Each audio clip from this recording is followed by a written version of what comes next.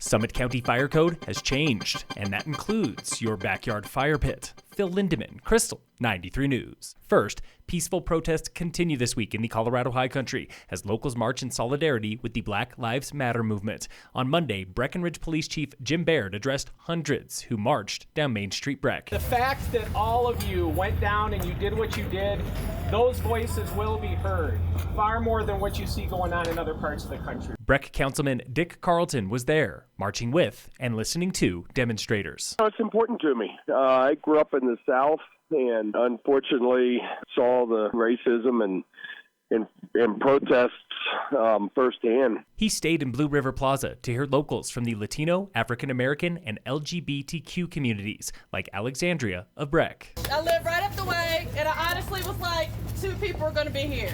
And I came out and I instantly started to cry because this is not at all what I was anticipating. Look at us! He was also inspired by passionate teenagers and the peaceful approach of all who attended. What I saw in the past was it was quite violent, like we're seeing around other parts in the country. I think Chief Baird said it quite well, and I think we send a stronger message with a peaceful march and a peaceful protest. Breck Mayor Eric Mamula did not march, but he was on the sidewalk in support, same as Town Manager Rick Holman and Assistant Town Manager Shannon Haynes. Carleton says the state of race relations remain heartbreaking in the U.S., but he is proud of his police department and his town. As I'm sitting here today with you, I'm happy to speak.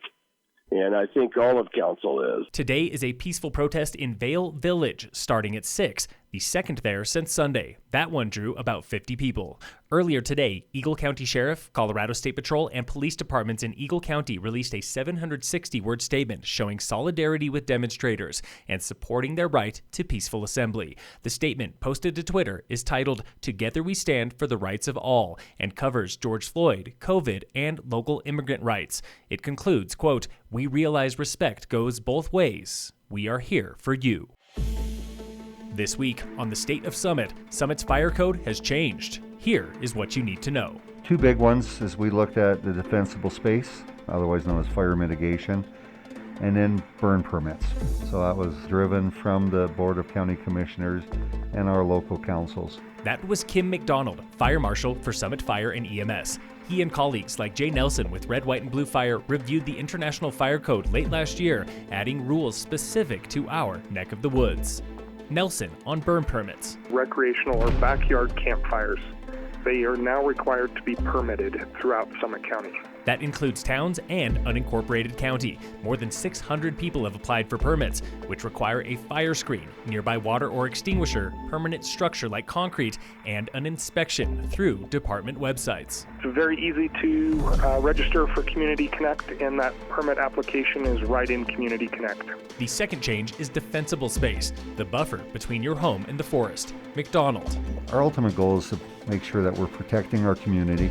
As the staff go out and look at these properties, we're looking at 3 different areas, 0 to 5 feet of growth, and then expanding from those areas to make sure that we can save a home if we had to. Fire departments now manage inspections for all town and county projects, including new builds and additions. Tune in again next Wednesday for The State of Summit on Krystal 93. And in local sports, brought to you by American Family Insurance, the Weiss Agency, portions of the Frisco skatepark are closed tomorrow and Friday for concrete repair from early morning to late afternoon. Expect rolling closures. Some areas will be closed all day. Do not interfere with work crews. Phil Lindeman, Krystal 93 News.